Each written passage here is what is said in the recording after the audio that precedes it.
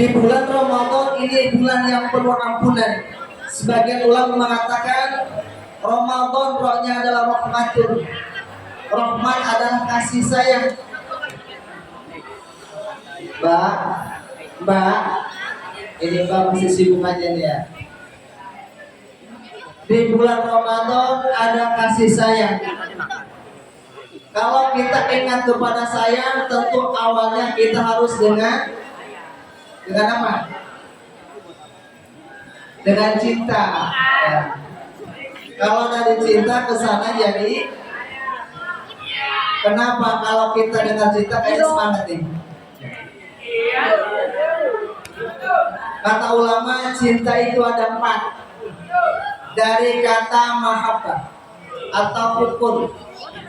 Pertama hubun, artinya cinta, yaitu mencintai, mencintai sesuatu atau kita suka dengan sesuatu. Laki-laki suka sama perempuan.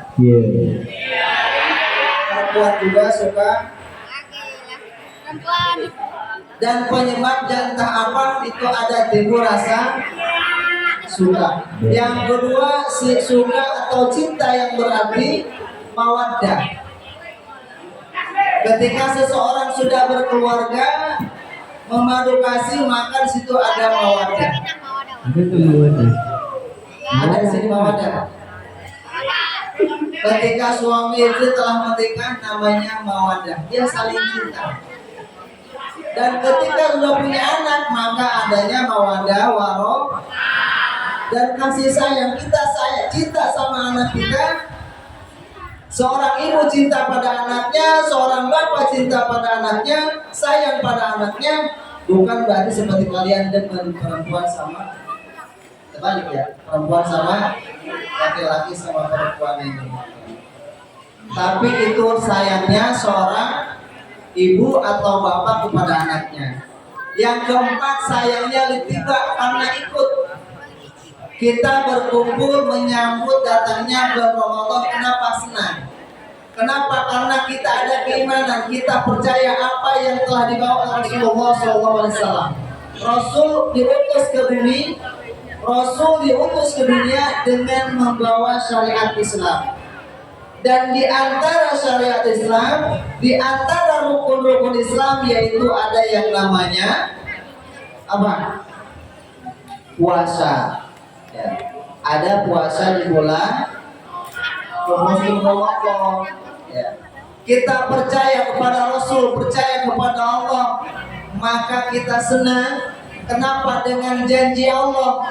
Allah telah menjanjikan bermacam-macam kenikmatan bagi orang yang apa? Bang, abang-abang nih. Allah telah menjanjikan kebahagiaan, kesenangan bagi orang yang puasa. Kenapa? Karena bagi orang yang berpuasa kesananya masuk kepada golongan orang yang takwa. Dan puasa ini bukan zaman Rasulullah aja. Sebelum Kanjeng Nabi Muhammad juga sudah ada perintah puasa dari nabi-nabi yang sebelumnya. Karena kita menyambut bulan Ramadan, supaya tadi disampaikan oleh guru kita Pak Yadi, supaya kita lebih mengenal dengan puasa. Saya tanya dulu kepada mbak, ada berapa rukun puasa mbak? Kita mau puasa besok. Ada berapa mbak? Coba yang tahu acung. Angkat tangan yang tahu. Coba abang-abang, ada berapa rukun puasa bang? Ada 5. Ada 5 rukun Islam. Kalau kita mau melaksanakan ibadah yang wajib, kita harus tahu rukunnya. Kenapa? Rukun adalah sandaran, ibarat tiang atau pojokan. Kalau rukunnya nggak ada, rubuh bangunannya. Rukun Islam ada sholat, ada puasa. Kalau kita nggak sholat maka rukun Islamnya. Ya. Rukun puasa kalau kata Syekh Sumer dalam kitabnya yang disyaratkan oleh Syekh Nawawi Al-Bantani, yaitu ada 3. Jadi rukun puasa ada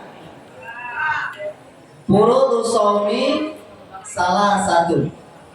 Al-awalu an-niyat. Yang pertama adalah niat. Ini dalam ibadah apapun, baik ibadah sunat, semuanya diawali dengan niat. Kenapa? Kalau kita tidak niat, kita laksanakan aja, itu kerja bakti. Ya, itu kerja bakti namanya. Kita nggak niat, sholat nggak niat, berarti nggak ada sholatnya.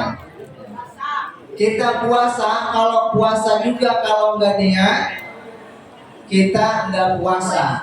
Bahkan di situ diterangkan kalau kita tidak niat pada malam hari, bahkan kalau kita niatnya kesiangan, pas sudah azan subuh kita baru ingat ya belum niat, itu kita sudah wajib nahan sehari itu. Wajib al-imsak, wajib al-qadha.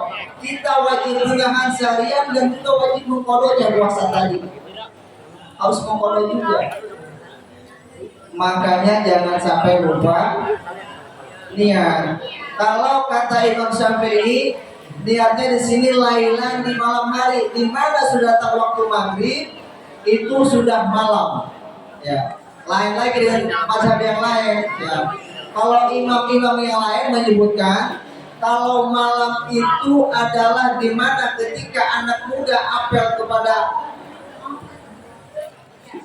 si abang, apel kepada si mbak, pulang jam 9, ditanya sama temennya dari mana apel. Oh udah pulang masih sore, berarti jam 9 masih sore. Itu menurut Imam Hanafi.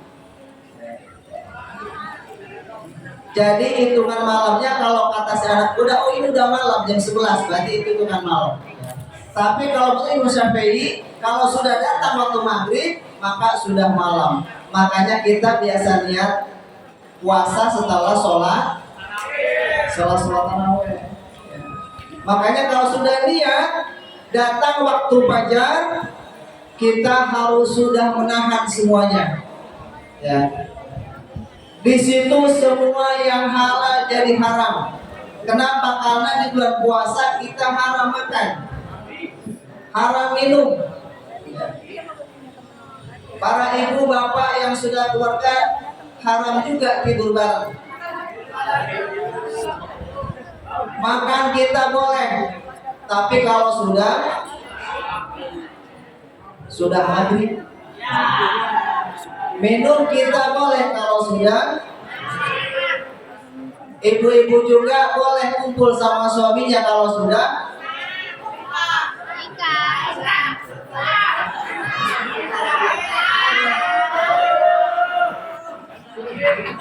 Jadi yang pertama jangan sampai lupa kita harus niat. Jangan sampai lupa, jangan sampai kalau pas imsak. Di kita ada namanya imsak. Kita dikasih waktu 10 menit sebelum subuh dikasih waktu imsak. Di mana situ maksudnya mulai menahan. Bukan berarti situ sudah mulai puasa, tapi situ mulai menahan. Kita mulai puasa setelah datang fajar, yaitu waktu subuh. Jadi ketika imsak kita harus mulai ngerem. Kita rem makanannya. Takut-takut kalau sampai subuh kita masih makan. Kita rem mulai. Kita di situ mulai minum. Yang belum minum dulu. Yang belum niat dulu. Jangan sampai kelewat. Nah, kalau sudah datang waktu subuh, berarti kita sudah mulai puasa. Lain kalau puasa Ramadan, puasa wajib, kita harus niat dari malam hari. Aniyatu lailan. Niatnya malam hari, lain dengan puasa sunat. Kalau puasa sunat kalian berangkat ke sekolah. Dari rumah belum sarapan, dari rumah belum minum sampai sekolah, di sekolah nggak ada sarapan karena sekolah sudah masuk. Keluar tanggung, akhirnya di hati mau puasa, boleh kalian yang puasa sunat. Jadi perbedaannya di niat. Kalau puasa sunat kita boleh niat di siang hari, asal jangan kelewat zuhur ya. Asal sebelum tergelincir. Kemudian yang kedua apa hukum puasa? Ada yang tahu? Abang-abang? Kelompok? Kita harus tahu tadi yang pertama. Apa tadi yang pertama? Niat. Kemudian yang kedua, tarku mubtirin, meninggalkan yang membatalkan muhtaram dengan kehendak sendiri. Kemudian di sini juga tidak lupa, bukan karena lupa ya. Jadi kita yang kedua wajib meninggalkan yang membatalkan. Apa yang membatalkan puasa? Kuluma yasilu ila jauh, tiap-tiap sesuatu yang sampai ke jauh. Jauh itu yang intinya nyambungnya ke perut, yang akhirnya nyambungnya ke perut, dan jauh itu rongganya dari mulut, dari hidung. Setelah hidung kelewat ini jauh. Kalau misalkan setengah di sini ini belum jauh. Kalau sudah sampai ke sini berarti jauh. Kalau kita dalam wudhu istinsa menghirup air sampai ke sini berarti batal. Makanya ketika puasa harus pelan-pelan, jangan sampai dihisapnya kejauhan. Atau biasa kita juga nggak dihisap ya, harusnya dihisap. Kumur-kumur juga harus ringan-ringan saja, jangan sampai tertelan. Kenapa? Kalau tertelan sampai ke tenggorokan berarti masuk jauh, kita batal puasanya. Ya. Apa yang masuknya itu ke dalam perut? Min a'yanid dunia, daripada benda-benda dunia, ainia dunia. Apa aja yang ada di dunia masuk ke perut kita itu batal. Ya. Kalau di dalam perut, amal di dunia lain. Dan ada bahasa gini, kalau si bayi masih di alam rahim, berarti dalam perut ya. Dan alam dunia walaupun ibunya ada di dunia, tapi dia disebut di alam rahim. Nah di sini misalkan ada contoh jorok dikit ya, nggak apa-apa ya. Ini mah joroknya bukan jorok pikiran, jorok jijik ya. Misalkan ada yang lagi puasa dia pilek, influenza, ya. Lagi puasa dia influenza, nongol tuh influenzanya, ya. Udah melewati batas jauh, keluar, berarti ini sudah keluar dari tubuh kita, berarti dia sudah ke dunia. Spontan dia masuk lagi, karena tanggung, ya. Itu puasanya batal. Kenapa? Karena sudah keluar, dimasukin lagi, berarti puasanya batal. Makanya kalau keluar lagi puasa, keluar langsung kita putus, des aja, biar betal ya, tembakin, ya. Des atau kita usap, kita putus. Ada lagi lebih jorok lagi. Ada yang makan nggak? Kayak lagi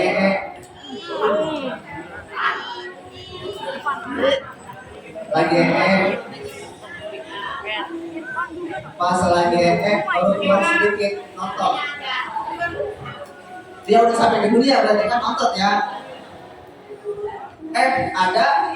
Ada apa misalkan ada kecoa atau kelabang lewat, namanya di kamar mandi ya, lewat, ketakutan langsung kan, bangun masuk lagi. Nah itu batal puasanya ya. Kalau enggak kita gunting dulu, putus dulu. Jadi yang masih dalam biar di dalam, yang sudah keluar dari batas ya, batas lampu merah udah keluar, udah biar keluar ya. Kalau masih dalam jangan, nggak apa-apa. Jadi semua yang sudah keluar, yang sampai tembusannya ke jauh atau ke perut ujungnya itu batal. Ya. Ada lagi contoh yang apa? Yang tidak masuk akal, ada lagi. Kemarin saya lagi ngaji ya. Ada contohnya orang menelan benang, contoh ini mah ya. Lagi puasa, pas sahur benang ketelan nih ke perut, lagi makan. Separuh ke perut masuk, separuh lagi hilap di gigi. Akhirnya benang ini lewat tenggorokan ke perut sama ke gigi. Pas lagi sholat subuh ya, udah gosok gigi kan, gosok gigi, pas subuh taunya dia lepas dari giginya. Pas lagi sholat itu si benang kerasa ada di lidah kan ya. Nah ini gimana si benang? Ya, nasib si benang gimana nih? Ini walaupun kecil jadi nasib ibadah kita. Kenapa? Kalau kita diamkan, kita terus sholat, kita lagi puasa, kita sholatnya batal, nggak sah. Kenapa? Karena benang yang nempel ke kita, ke gigi, ke perut, nempel ke kotoran kita, nempel ke yang ada di perut. Berarti kita sholatnya nggak sah ya. Makanya kalau misalnya kalian sholat kerudung diikat, tempelin sini kayak ayam misalkan, itu nggak sah kalau jauh karena nempel ya mas. Ini walaupun bukan di dunia, tapi di dunia nempel ke alam rahim ini, maka sholatnya nggak sah. Gimana kalau dicabut? Ya, kalau lagi puasa tadi ya. Kalau dicabut, dikeluarin yang dalam perut lewat mulut, itu sama juga dengan muntah disengaja. Makanya kalau dicabut, kita sah puasanya, karena kotorannya kita buang. Tapi puasa kita batal. Mau pilih mana coba? Ya. Kalau kita cabut, batal puasanya. Kalau diantepin, berarti sholatnya nggak sah. Kalau dari pagi kan sampai sore ada sholat zuhur, ada sholat asar ya. Kita nggak sah sholatnya. Di sini kalau ulama menyebutkan lebih baik dibatalkan puasanya. Kenapa? Karena di sini lebih utama sholat. Ya. Lebih utama sholatnya. Nah kemudian di sini ada yang masuk ke dalam perut atau jauh itu ketika kita ingat. Kalau kita sedang ingat, kita ya sadar gitu. Sadar kalau kita sedang puasa. Kalau lupa enggak apa-apa, kalau lupa enggak batal. Kalian pulang sekolah, misalkan masih capek, lupa puasa. Pulang sekolah biasa naruh tas langsung ke kulkas ambil air, langsung minum enak, wah seger ya, tiduran seger kan, udah gitu udah seger kan, agak lapar nih, langsung ambil nasi makan, udah kenyang santai dulu kan, jalan-jalan, kata Nabi kan habis makan sunatnya jalan 100 langkah ya. Lagi jalan ada nasi di sini ya. Ibunya ngeliat lah, itu kenapa ada nasi? Ngapain? Habis makan. Kamu nggak puasa? Oh iya lupa. Nah kalau itu rezeki namanya. Ya. Makanya kalau begitu kita doanya apa? Ya Allah semoga besok lupa lagi gitu. Biar kenyang lagi. Itu kalau lupa. Jadi kalau kita sadar, jangan sampai ada yang masuk. Misalkan kalian mandi, karena mandi hukumnya mubah, itu hati-hati.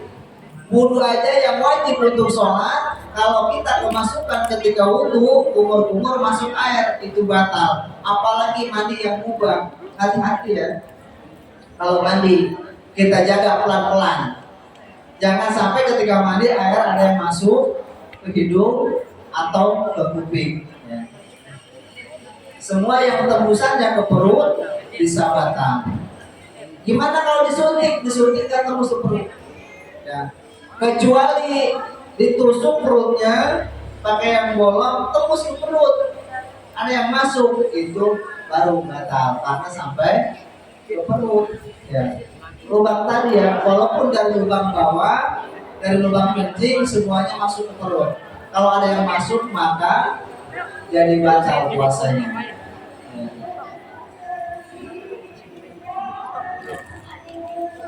Kemudian apa yang ketiga? Ingat ya, ini kita mau puasa harusnya, kemudian kita jaga yang membatalkan. Kemudian yang ketiganya soimun, yaitu berpuasa. Ya.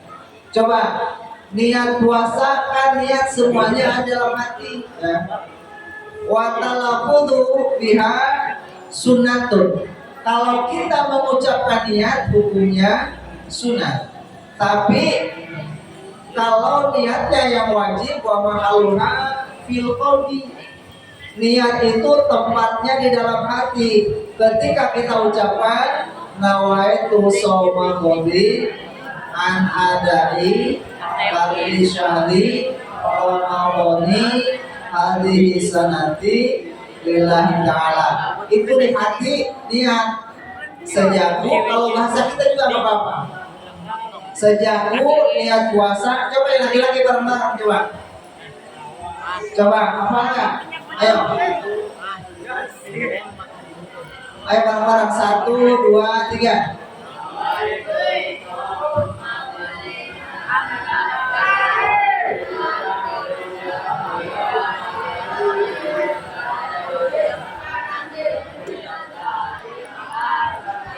Ya kalau niat hatinya sejaku niat puasa esok hari fardu berRamadan karena Allah Ta'ala. Itu ngucapinnya dari kecil diajarinya dengan Ramadan ya. Tapi ternyata kalau saya dari dulu diajarinya Ramadhani dan sampai sekarang masih pakai Ramadhani. Kenapa? Karena puasanya tahun yang ini yang sekarang dilaksanakan. Ya. Kalau kalian belajar bahasa Arab, di sini ada bahasa Arab ya, ada susunan kata di situ. Kita lihat ya dari kata-kata di situ. Kita lihat dari kalimatnya nawa itu jadi apa? Kemarin udah belajar tes bahasa Arab. Nawa itu jadi fiil dan fa'il.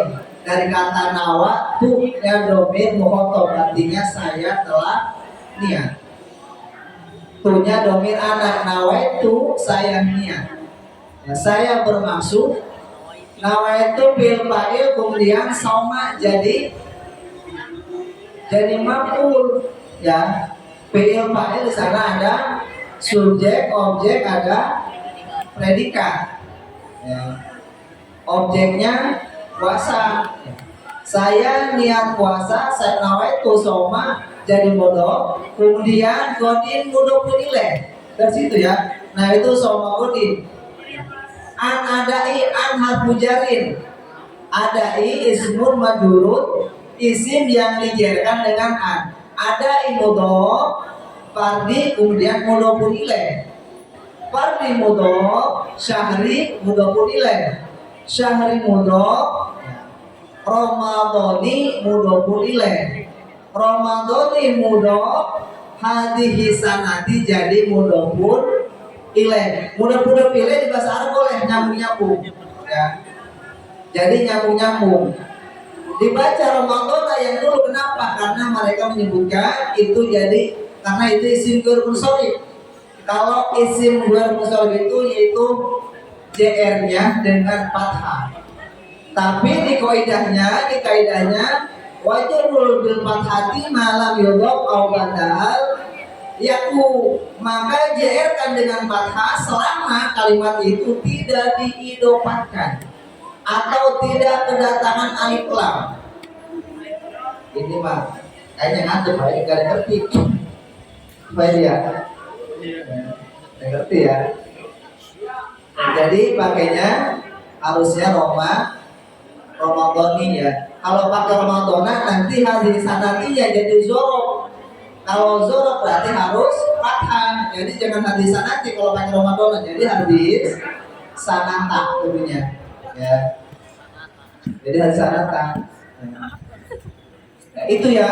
Jadi Rukun puasa itu pertama niat, kemudian yang kedua meninggalkan ya, menjauhi yang membatalkan, yang ketiga kita puasa.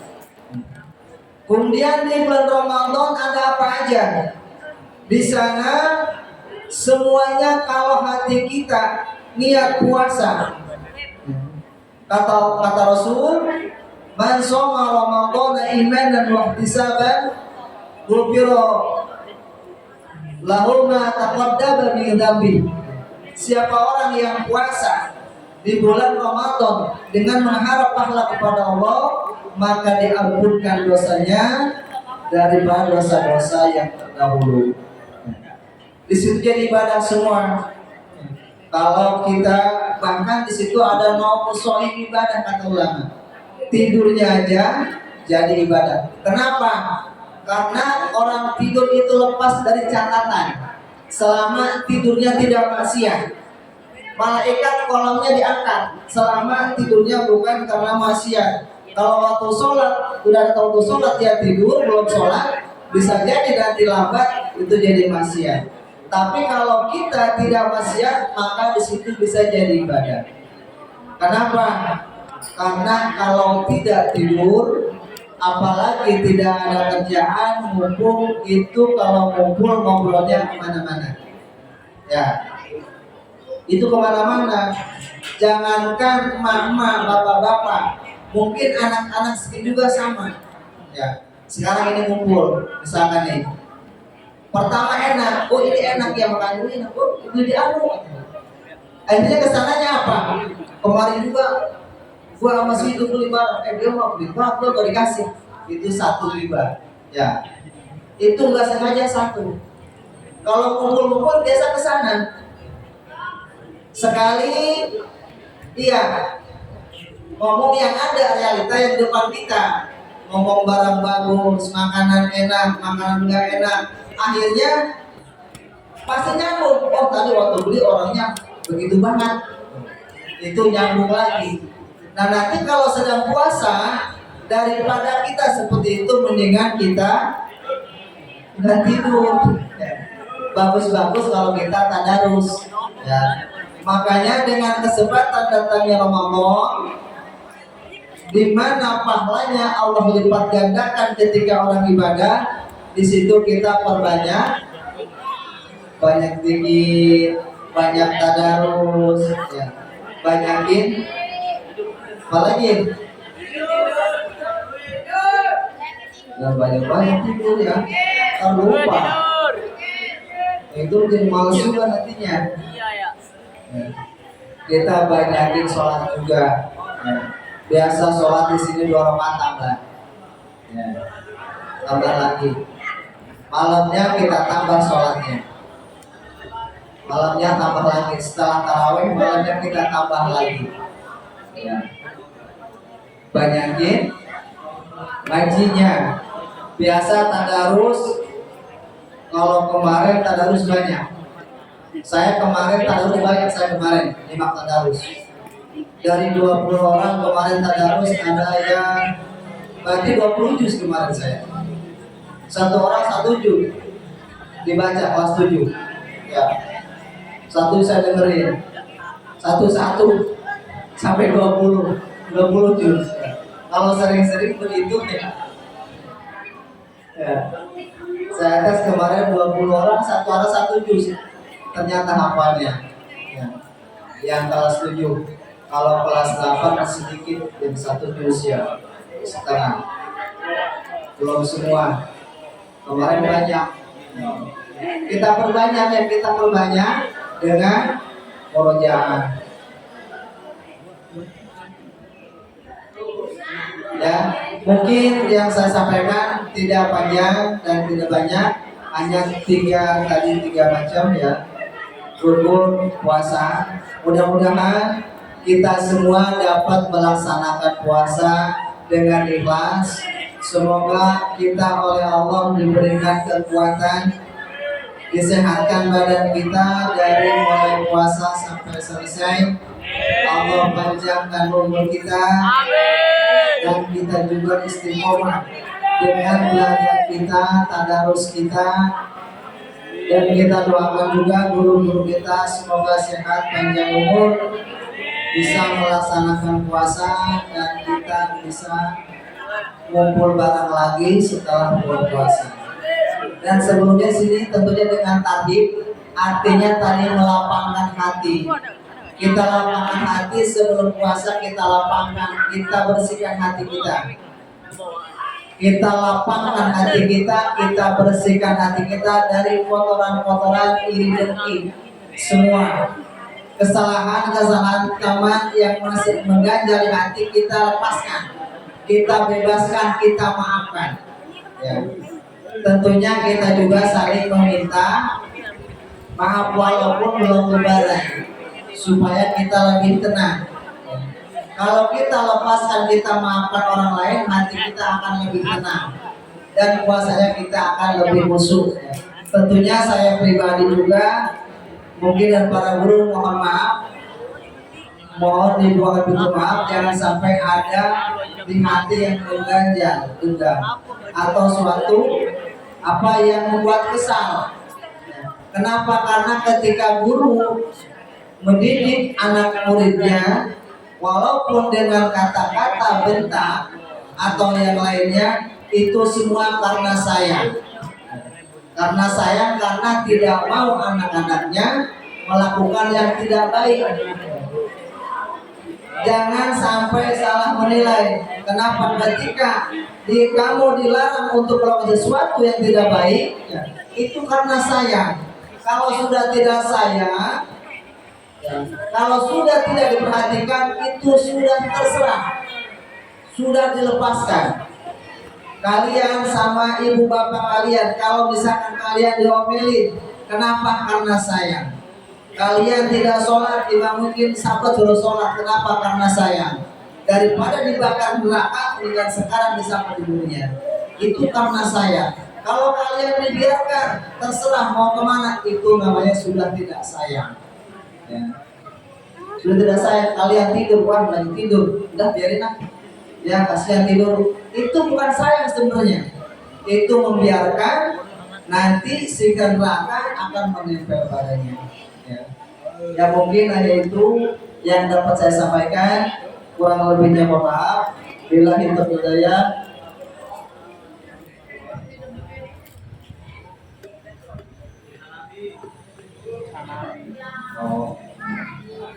Mungkin karena mau puasa ya, ada yang belum paham silakan. Mungkin kalau saya paham saya jawab, kalau enggak saya tanya ke Pak Edi. Ayo silakan.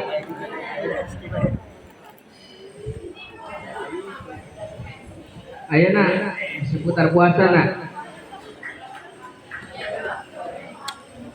Nih buat ibu-ibu nih, Pak Maskur. Ibu-ibu kan suka masak. Gimana kalau masakannya dicicipin, biar rasa gitu, biar enak. Boleh kan nyicipinnya? Sampai melewati jauh ya. Kenapa? Seperti kita berumur. Kita berumur, berarti kan sampai ke mulut dikeluarin lagi.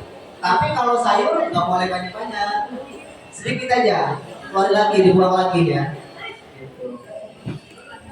Jadi yang keluar lagi nggak sampai ke perut itu boleh.